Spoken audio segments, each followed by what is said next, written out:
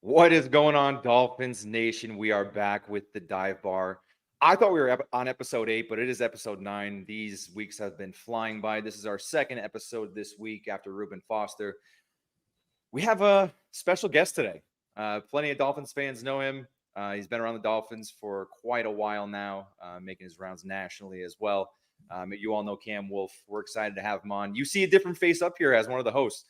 Unfortunately, Joe Robbie, he's being a good brother, picking up his brother at the airport, and they're going to have a nice time tonight. So we brought in our producer, Eric. He's going to be the new fresh face tagged in today. This is his come-up story. This is QB2 coming in for QB1. How we doing, Eric? Oh, can't complain, man. Living the dream. Great intro per usual. Yeah, I'm not Joe Robbie, so you guys are stuck with me tonight. But we're gonna have some fun. Also, they say backup quarterback's the best job in the entire world. So I'm not complaining. Absolutely. You get all the benefits, but have to pay, but you don't have to do the work. So no pressure. Eric said he might not give that seat back to Joe, so we're gonna see how this goes. Yeah, Joe might not get that seat back. This is are we looking at a Tom Brady, Drew Bledsoe situation here? It's happened before, Wouldn't be the first time. Let's jump into it and see if you can do it, man. Let's go. I'm putting the helmet on as always.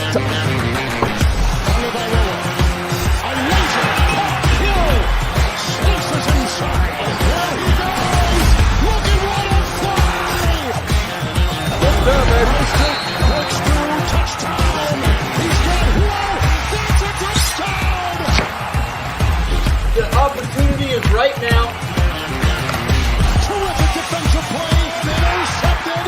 Tagovailoa off the back. Tua on the move. Going deep. Speed race. He's got Hill. He's got Hill. The Dolphins have recaptured the lead. We are back. We have Cameron Wolfe on here. We are excited for this show. Cam, coming off a week-long training camp. I know that you were just recently with the Bills, but you were with Miami for quite some time. So we got a ton of questions for you. With the start, Cam, how you doing, man? I'm good, man. It's a Friday night. It's been a long first week of training camp. I've been bouncing around, but I finally get to relax a little bit and talk with three good fellas. So it's a good vibe. We appreciate your time, man. We appreciate everything you're having. Bobby likes to get us started off here because he's very selfish on this podcast. So we're gonna let him kick it off. So go ahead, Bobby.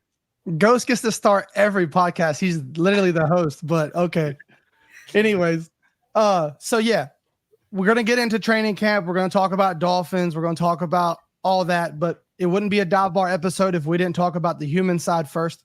So for everyone out there who they see Cam Wolfe on, NFL Network after the games with Tyreek Hill, but who is Cam Wolfe and how did you get your start? How did you get to where you are today?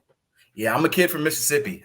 Jackson, Mississippi is where I was born, and I'm just a Southern roots kid who loved sports. They used to call me Stat Boy because at like 6 years old, I used to go into the barbershop and spew out stats for random sports, tell you what Carmelo Anthony did last night or, what, Peyton Manning is, why Peyton Manning at that stage was better than Phillip Rivers, whatever it was, that was my thing. And so I got that as my kind of badge of honor. And kind of carried it throughout. And that was kind of my roots. I played football, but I wasn't big enough. I wasn't fast enough. I was a 170-pound safety who ran a 4.75. It just was not going to work for me. That's fast, it was just not going to work for me. Yeah, but I was too small and not quite quick enough. You got to be small and quick or big and slow. And I was small and slow. And so it ended in high school for me pretty much. I went to University of Houston. And majored in broadcast journalism there. Really figured out I wanted to do this thing, talk about sports, write about sports, and then just kind of made my journey through there. I ended up getting my first job in Denver with the Denver Post. I was an intern there, and eventually they gave me the full-time job 2 days before my internship ended. And so I thought I was going to go into TV initially. I went into writing.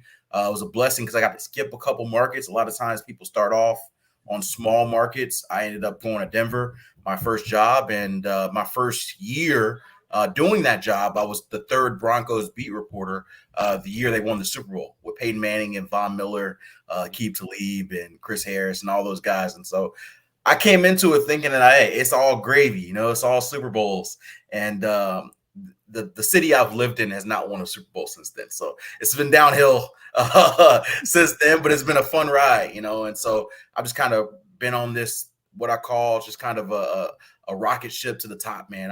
I'm enjoying every bit of it. I've changed jobs a few times. It's been a couple years in Denver, and then ESPN hired me to do more of a writing / TV role. And so I did that for a year in Nashville covering the Tennessee Titans. And then they wanted me to move to Miami to do a little bit more TV. And so I did that and was covering the Dolphins for ESPN for 3 years as well. And so parlayed that job into NFL Network hiring me 3 years ago. And I've been there for 3 years as a national NFL reporter, but got to stay back here in Miami. They asked me if I wanted to move, and I said, no, why? I've been here ever since. And so this has been a cool ride for me. Years old. I got a wife who you probably hear my daughter in the background, probably vaguely. She's getting ready for bedtime. And so she's a 3-year-old going on 14.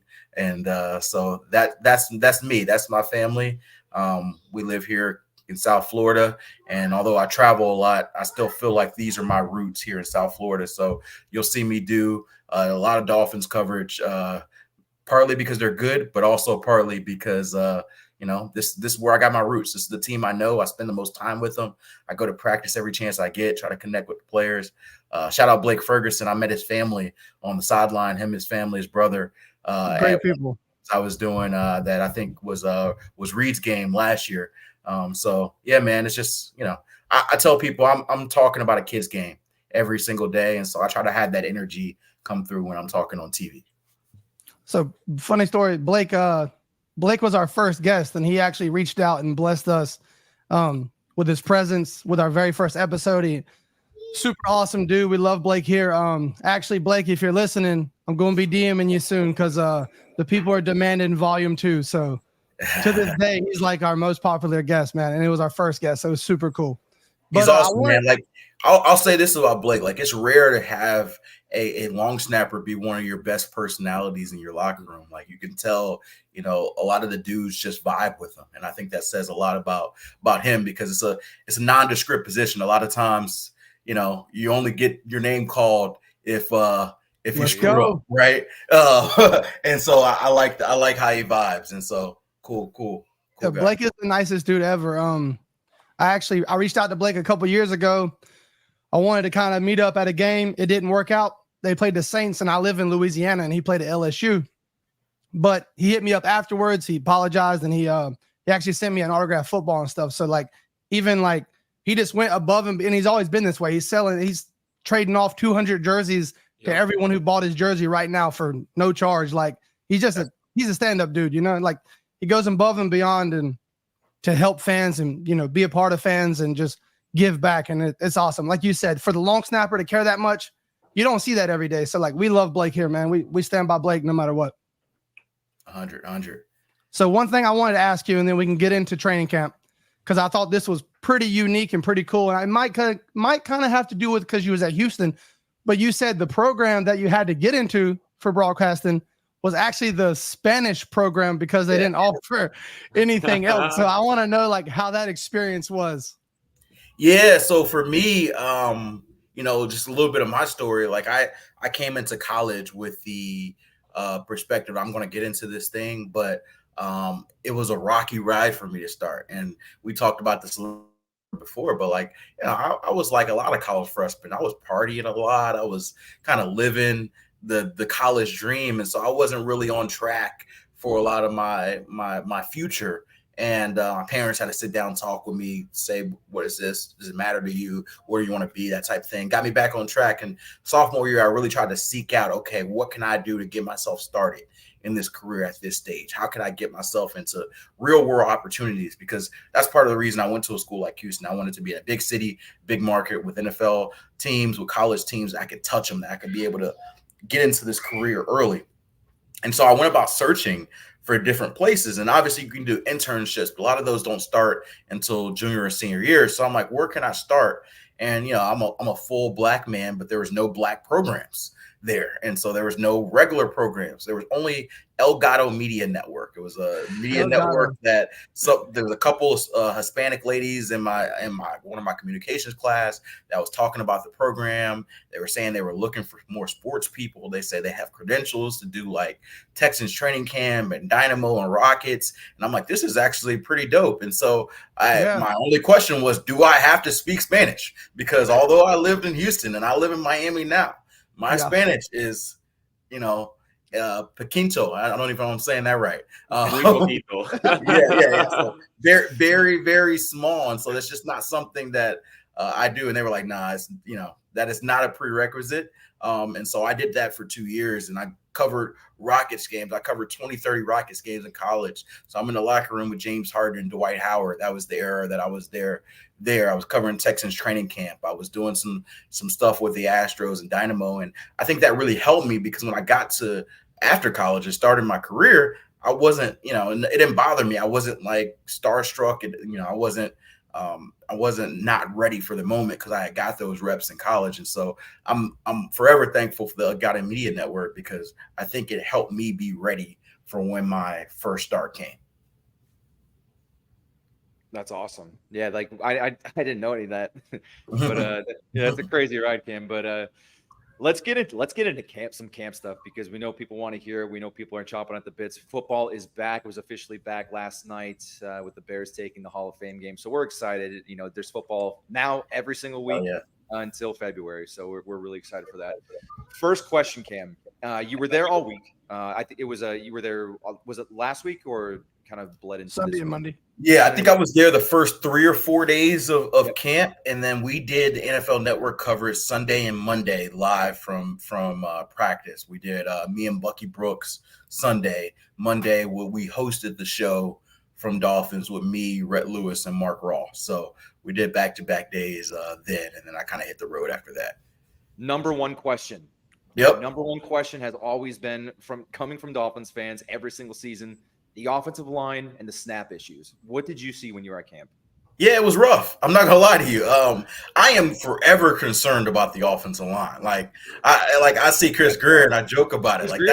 And he just ignores me. It's like it doesn't matter. Like, I'm just like, do you not see this? Like, I don't know. Man. It worked out for them last year. I think a lot of that's because Tua does a great job of mitigating some issues with his quick release and whatnot. But I am forever concerned about that. I think it's early in training camp, so I don't want to overreact too much. It's not something I'm going to make a big deal about on TV. But yeah, they had some missed snaps between Aaron Brewer and Tua, and the reality is Tua hasn't done all the camp. He's been dealing with his contract stuff, so I'm sure there's some cadence. I'm sure there are some just kind of chemistry things that are off. But this is a offensive line where there's a lot of question marks in the interior in particular. A lot of guys who.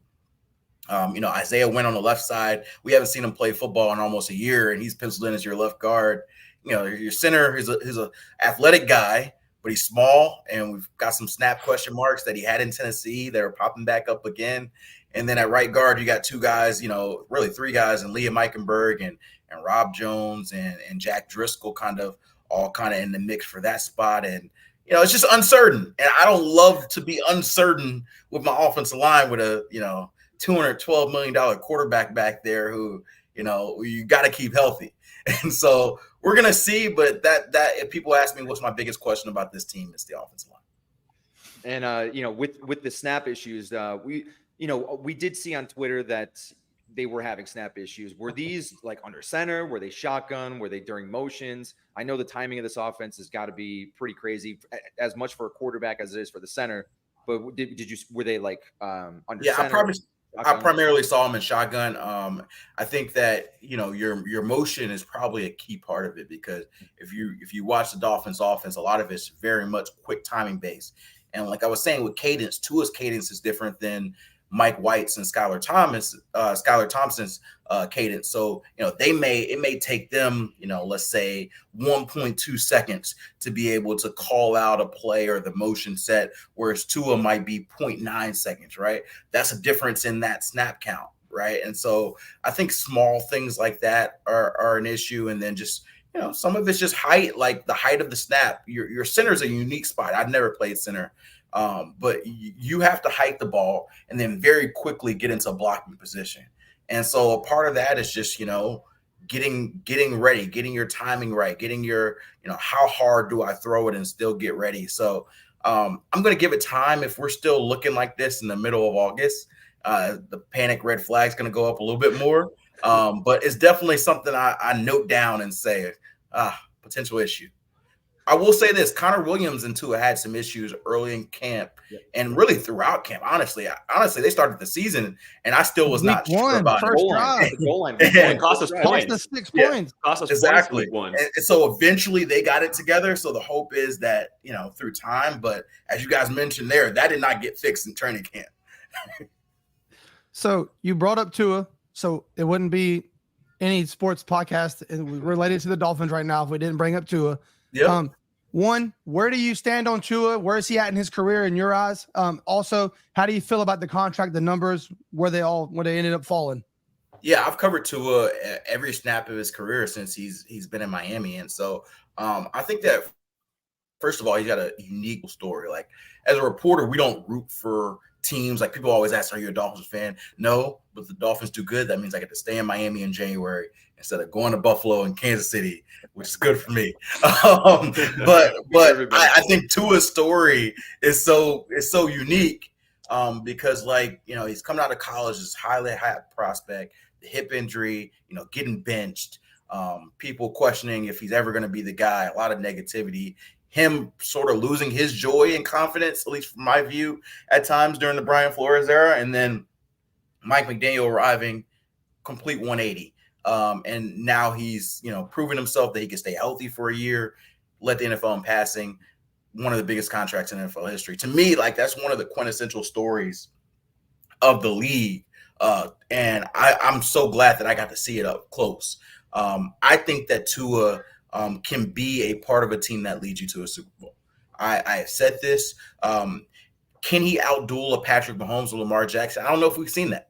I think also it's worth noting that he's 25, 26 years old. So I don't think this is the finished product. But I think it's all relative of every quarterback doesn't have to have the full everything you view in a quarterback. But I think that Tua's really excellent in Mike McDaniel's scheme.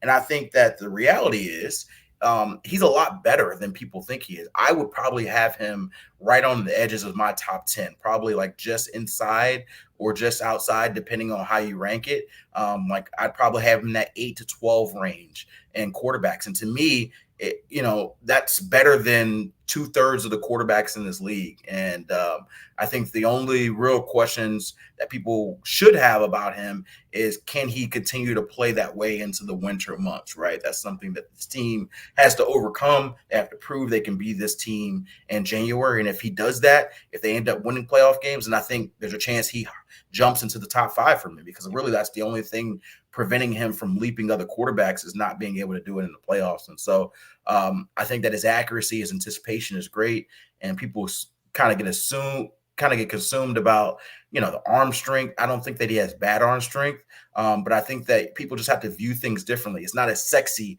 for accuracy and anticipation to be your superpowers, right?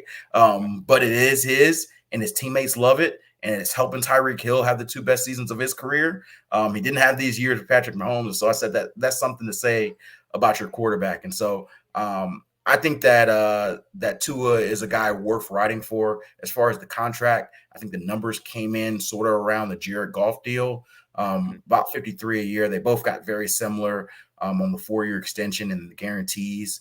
And to me, that's probably about accurate. He didn't go Burrow range, but I think that he's very much the same, equal, maybe slightly better, slightly worse if you're in Detroit, quarterback as Jared Goff. And so I think that I don't have any issues with the deal. I know people have a lot of say of, does he deserve it? Is he overpaid? As Tua said, the market is the market. It is what it is. And I think that he's shown enough to be your franchise quarterback. So let's ride. Yeah, I think that's the best way to put it, really. Like you said, he falls in the 8 to 12 range. He's paid in the 8 to 12 range. And by the time Dak comes and you give it 6 months, he could be 12, 13 in the league. So That's not a Absolutely. worry. Go ahead, Eric. What you got?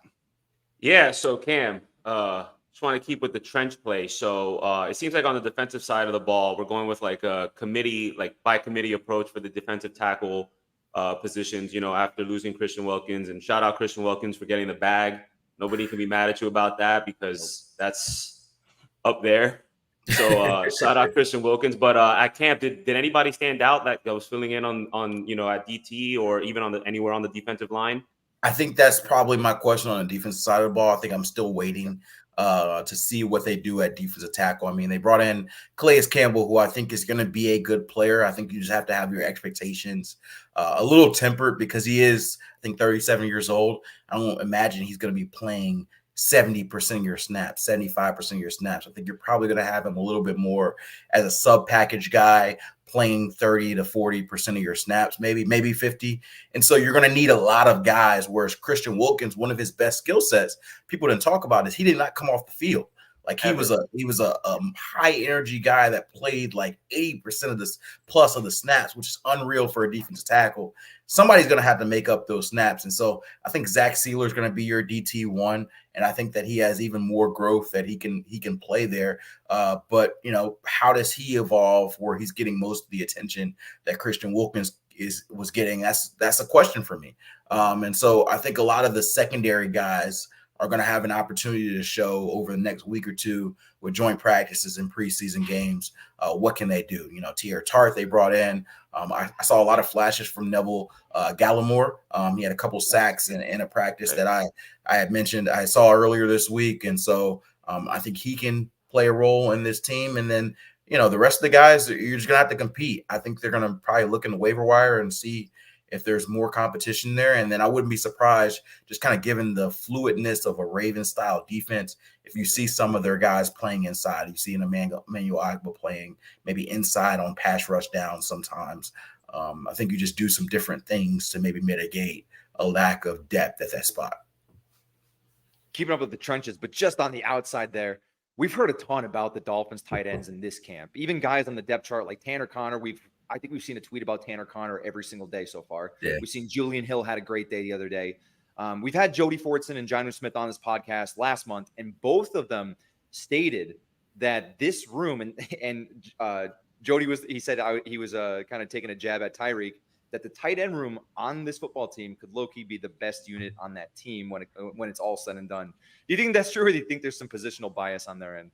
I'm probably a little positional bias. I'm hard to think with a room with Tyreek Hill and Jalen Waddle, and whenever Odell Beckham's healthy, it's not the best position group.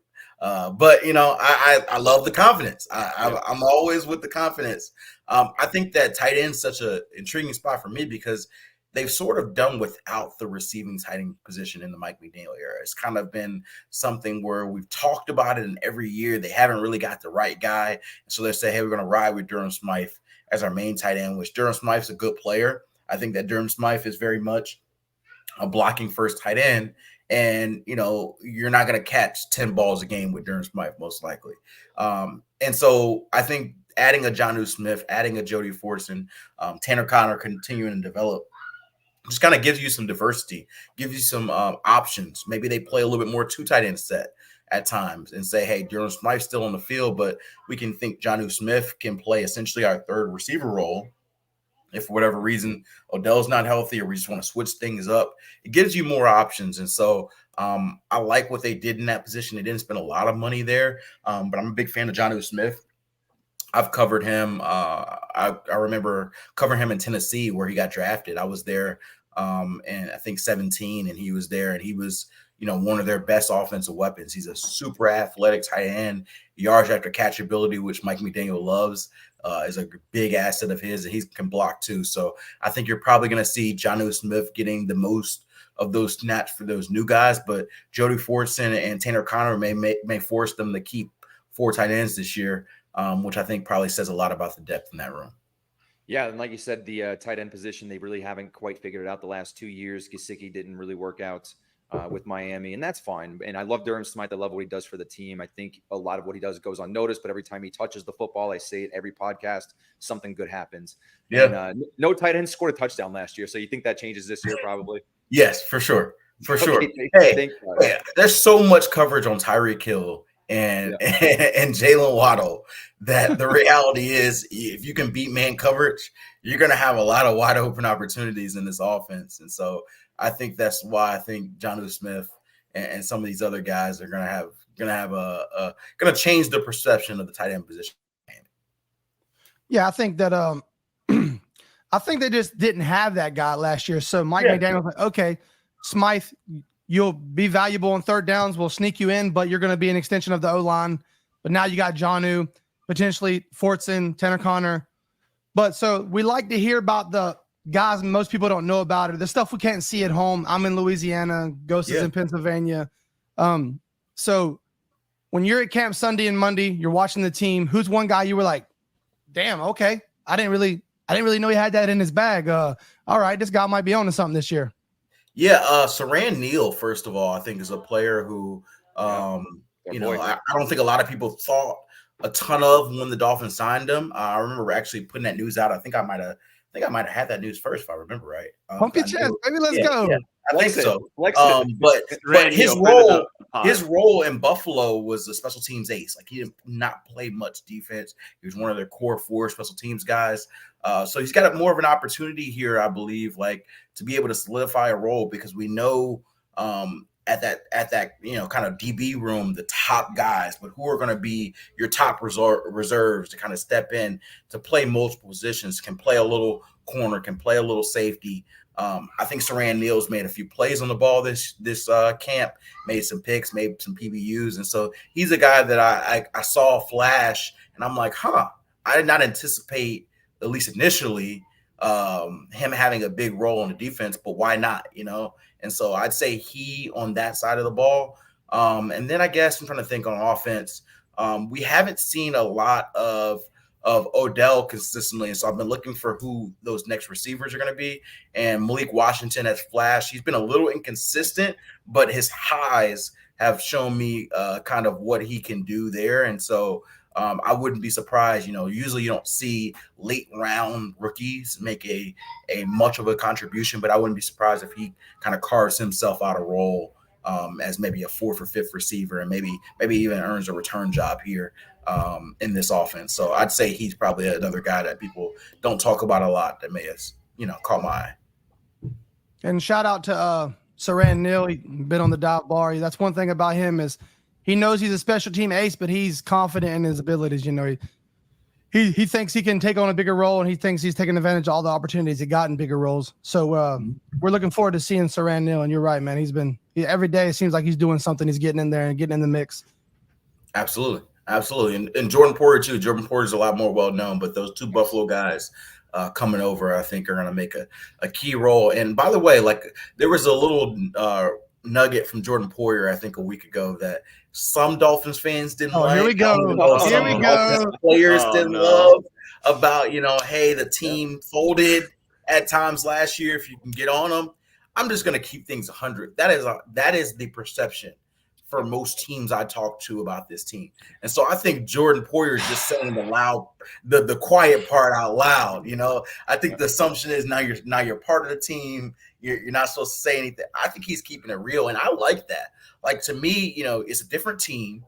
You have different expectations, different guys. But if you kind of say, hey, they're lying about us, they don't really know us, that's not our narrative, then you're not improving, because the reality is this team has been very, very good September through Thanksgiving.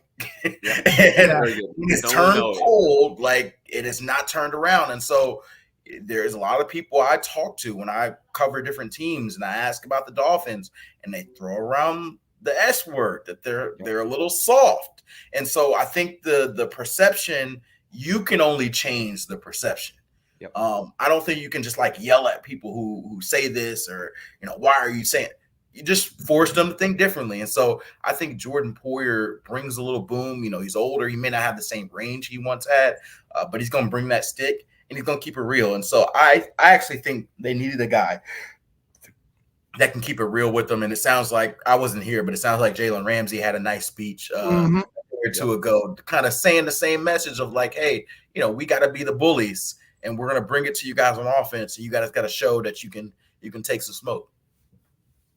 10-minute speech on being bullies will do it, for a lot from Jalen Ramsey, So, Cam, I want to ask you really quickly here because the chat's blowing up. That people are wanting to know, excited about our first round pick, Chop Robinson. Were you able to get a look at him while you were down at camp? And, how did he look? Did he still have that explosion that, that we all see on tape? Was it real, in person? And how did he look? Yeah, zoom. He's a fast player. He gets off the edge really quickly. A lot of what his scouting report in college, you see that early, like his first step is really good. He's got a nice speed move where I've seen him get past some of the pass rush, some of the pass protectors, Patrick Paul, he's beat a few times. We haven't seen a ton of him going against Teron because Teron's kind of been on this plan, but he's beaten some players for sure. Now, I will say this, and I'm just going to caution fans on Chop. I think that Chop is going to be a little bit more of a specialist in year one. I think that although he does flash a lot speed-wise, his lack of size does show up, at least for me. And so that was the question for him coming in. Can he be a 3-down player? Can he set the edge? What is his size going to look like against NFL offensive linemen? I think that's real. Now, doesn't mean he can't overcome it. I think that his speed is a difference maker, and you don't always have to be a full package player to produce. And he also has time. Like, he's a rookie. Who doesn't say, like, he's probably not going to gain 10, 15 pounds at this stage for this season, but maybe that's a plan for next season. This year, I think you let his speed go off, and I've seen speed primary players go off for 10-plus sack seasons before. So it's not like this isn't something in his wheelhouse. I just want to give people perception. If you don't see Chop Robinson playing 50, 60 snaps, it's not like the end of the world. I think it's just, hey, the realization of his skill set at this stage, he's probably a little bit more of a 20 to 30 snap player. You let him get after the passer and immediate pass situations, and you let the other guys at least play more of the rundowns.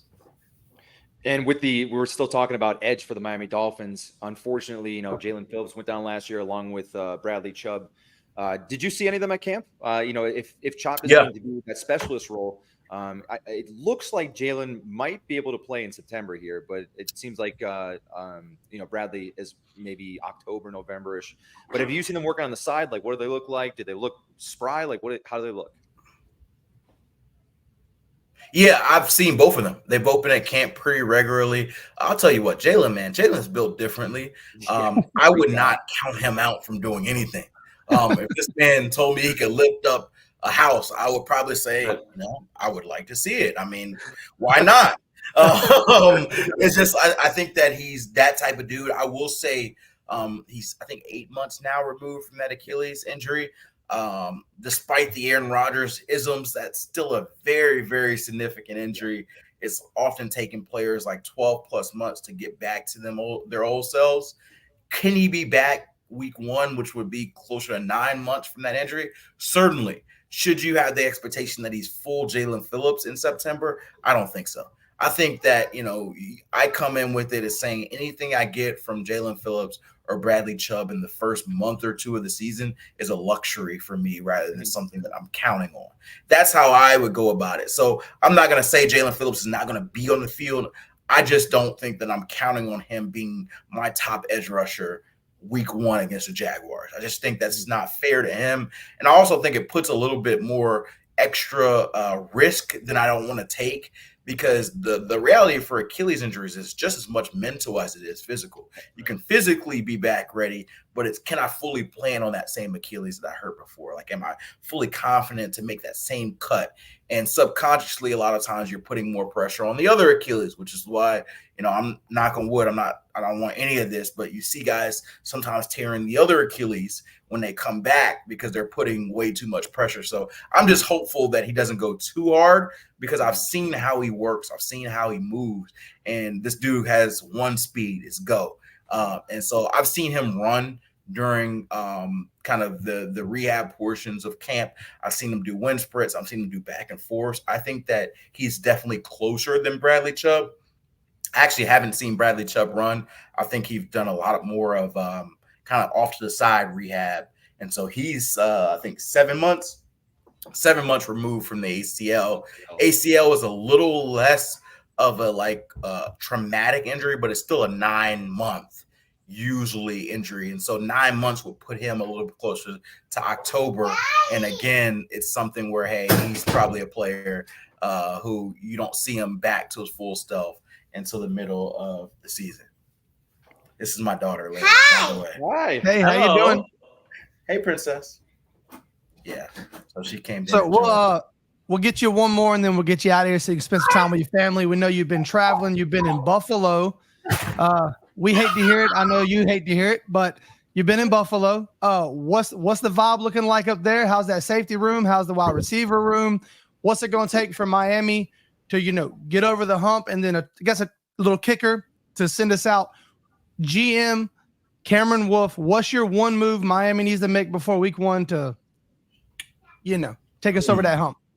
So in Buffalo, and that's a good 2-for-1. Yeah, it is a 2-for-1. That's a Barry Jackson special right there. Yeah, I love those. I turned into a 6-1, but here we go. I will say this. I don't have anything against Buffalo. I know Dolphins fans do. I cover the Bills just as much as I cover the Dolphins, and so I don't want them to dislike me. I will say this, and I am very transparent about this. I do not like to be out in the middle of the snow covering football in January. Like, that's a part of it, but every year I root for one of the South teams. The Dolphins, the Jaguars, one of the NFC South teams. Please host a playoff game, win a playoff game.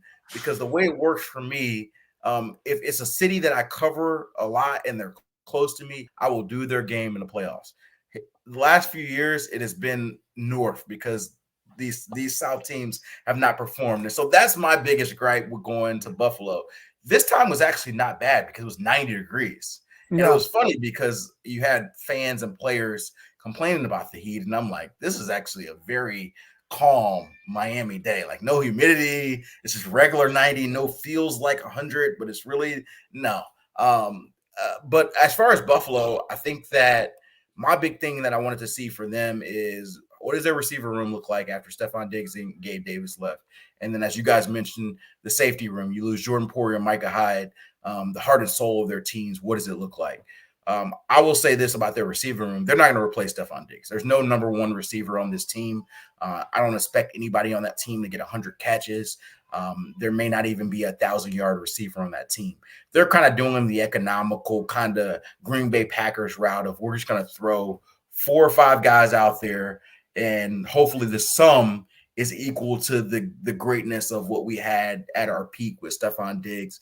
I think it's still a work in progress in that respect. Like, Keon Coleman, their rookie, definitely has made some flashes. He's kind of that big jump ball receiver. I don't know that he's going to separate a ton, but he's going to be the guy where, hey, you're tossing him up a ball on 3rd and 8 on the outside, and he can go up there and get it. And so I don't anticipate him being, hey, a 1,000-yard receiver, but he might get you 700-800 yards playing that type of role in your rookie season. And then I think you'll see like Dalton Kincaid probably take a step forward. They're talking about him as like kind of a Travis Kelce type player. And as far as their usage, they may use with him and kind of the chemistry they hope that he and Josh can kind of develop. So I want to see that before I'm actually like confident saying any of that, because Travis Kelce's a different dude. But that's kind of how they're doing. They're using Curtis Samuel, who they signed as kind of a receiver and a running back. So they're trying to do this little hybrid position for him. Joe Brady, their offensive coordinator, if you remember, he kind of took over the middle of November when they fired Ken Dorsey. And so now he's got a whole offseason to kind of put in his offense. So I think you'll see a little bit more creativity in the past than they had in the past. And then I think James Cook will still be the core of their offense. They were a run-heavy team that second half of the year when Joe Brady took over. So I still expect a lot of that. They're talking about trying to have Josh Allen run less, which we'll see. He's kind of that Jekyll and Hyde guy where, hey, when it's football time, he's just a ball. He just balls how he balls, for better or for worse. But like I talked to the GM, Brandon Beane, and he's like, hey, if he takes 2 less hits a game, that's 34 less hits over the season. That's really what we're trying to tell him. Don't not run. Just take less hits and be more selective. So that's what I kind of see on the offensive side. And defense, the safety room is is kind of how I feel about the offensive line here. That's what their safety room is like there. I'll give you this, and I tweeted about this before because like it's special to me because I spent a lot of time with them. DeMar Hamlin was starting at safety when I was out there, which I think most people consider DeMar Hamlin from, he almost died on the field. Like that's literally the only thing people probably think about DeMar Hamlin. Like, I don't know if many people know what he was like as a football player before and after, other than he didn't play much after the kind of situation. And so he's starting and it's probably a part of circumstance, but I think it is notable. They got Taylor Rapp, who was, I think, previously with the Rams. Mm-hmm. He's going to be one of their starting safeties. And then that other spot where DeMar is in is kind of a rotating spot. They drafted a guy, Cole Bishop, that went to Utah. They drafted him, but he's hurt right now. He's got a shoulder injury. He's going to be out for at least 2 to 3 weeks. So he's going to miss most of training camp and preseason. And then Mike Edwards was the other guy who was kind of in that starting mix. He's got a hamstring injury. He's supposed to be out 2 to 3 weeks. And so they're kind of like a mixed bag. They signed Kareem Jackson, who I think like 37 years old, who, a 15-year pro. They signed him off the streets. And then Terrell Burgess. So they're just trying to make it work at safety. Again, that's a spot that I think, week 2, Thursday night football, if things are not fixed, that might be a real sweet spot for Tyreek and Jalen Waddle and Tua, just kind of how they're constructed. But I will say this, they're the 4-time division champs. And, I'm a big fan of The Wire. You come at the king, you best not miss. And so there's a lot of question marks about that Bills team, but you got to beat the champs to be the champs. And so I think they still have some chip on their shoulder vibes of like, nobody's talking about us. It's all Aaron Rodgers and the Jets, or Tua, the speed, and the Dolphins. And I think they'll use that a little bit as motivation. So I wouldn't count the Bills out, although they still have some question marks. And then I guess on the second end of your question, because I do remember one thing they always tell us as journalists is don't ask unbelievable because the subject always forgets it. But I did remember. So I knew you would. I knew you would, man. I had faith in you. And so I would say that the big thing that I would probably want to see from this team before the start of the season is I would love to see another offensive line. I'd love to see them get another starting level guard, honestly. It would just make me a little bit more comfortable. Aaron Brewer is going to be your starting center for better or for worse. And but I just think that they need another guard. And I'd love 2, but I'm not going to be picky here. I'm just going to say, hey, 1 starting level guard, get him in the building. I don't know where it comes from because everybody needs offensive line help. That's the thing about offensive line. It's like, it's not one, there's not, maybe there's 1 or 2 teams in the league that say, hey, we got a luxury of offensive linemen. Just somebody come take one of these from us. But most teams are looking for either starting caliber offensive linemen or more depth. And so I don't know if there's like a trade out there. Maybe it's, hey, a guy was making too much money elsewhere and they cut him for a young guy and maybe you bring him in and sign him. But that offensive line is still a big question for me. And I'd love to see him get a guard. Yeah, I think we all can agree with that. And on that note, we appreciate all your intel. You've been working hard. You've been on the road. You've been away from your family. Your daughter's banging down the door. She's ready for daddy time. So we ain't going to hold you up anymore. We appreciate you, Cameron Wolfe, taking time with us. We all love you. Dolphin fans adore you. You've always been good, man. You're a rock solid dude, and we appreciate you spending some time with us on a Friday, and everyone in the chat as well. We appreciate y'all. Absolutely. Appreciate you guys, man. You guys have built a platform really quickly, which is hard to do. And I don't know if he's listening or watching, but John, who made the tribute kind of preview video, that was pretty dope. That was probably the most memorable one I've had coming up. So I think that was pretty dope. You guys are great, creating great content, and I'm all for it, man. I don't have any differences between if you're a beat reporter, a national reporter, or you're content creating at home. To me, football fans want football. They want to talk about football. Yeah. So I'm always for any of that, man. Even if it's Bobby, the great aggregator. Appreciate you. Just don't let it take my job. I gotta pay for a daughter's tuition in like 15 years. So I gotta at least look this thing out 15, 20 more years. I think that's probably the biggest misconception is that the few I know anyways that do the whole spreading, aggregating and whatever, we don't care to like press into people's livelihood or positions. Like we don't care. We really are just like psycho Dolphin fans who love the team that much that we want to constantly share and gas up the team and live in hope like we do every year, you know? So it's nothing like that. And we respect what y'all do. We love you. I mean, I reached out to you to come on the show because I want to hear your opinion. You get insights that we don't get. And I know that. We all know that. It's not disrespect. Hell yeah, we all do good stuff, man. And the reality is the industry's changing. A lot of it was just, hey, newspaper, TV. All of it's becoming digital. Everybody's online. Everybody's trying to figure out how can I create content, social media, digital. Like I've got to be more creative. I just can't pop up on TV every day or a few times a week and saying, hey, that's what I do. I got to figure out different ways to connect with different audiences. They don't consume things the same way. And so I'm all with it. I learn from you guys sometimes just as much as you might learn from us. Like we're coming in and I'm curious about the podcast landscape. Like that's not something I've done. So I'm just curious how it works. This is just kind of how it is. And so we all have jobs to do, have content, we'll continue to make it. And I'll say this, I think it just popped up. Tyreek Hill was voted the #1 player in the NFL on the NFL top 100. Let's go. Wow, Let's go. Tyreek Hill. That's awesome. NFL Another dive ball representer. Let's go. Yeah, it's on NFL Network right now. So you guys have the #1 player in the NFL on the Dive Bar Comic Podcast. That's pretty tight. Bang! That's awesome. That's All awesome. right, Cameron. We won't Thanks hold you up again, any Cam. We longer. appreciate your time, man. We'll do it again sometime. If you have any questions about getting that podcast up and going, reach out, man. I'm an open book. You can call me, do whatever. I'll help you do everything you need to do. Absolutely, for sure, fellas. Y'all have a good night. All right. Thanks so much, Cam. Have more of these. Hey. Let's go. Cheers.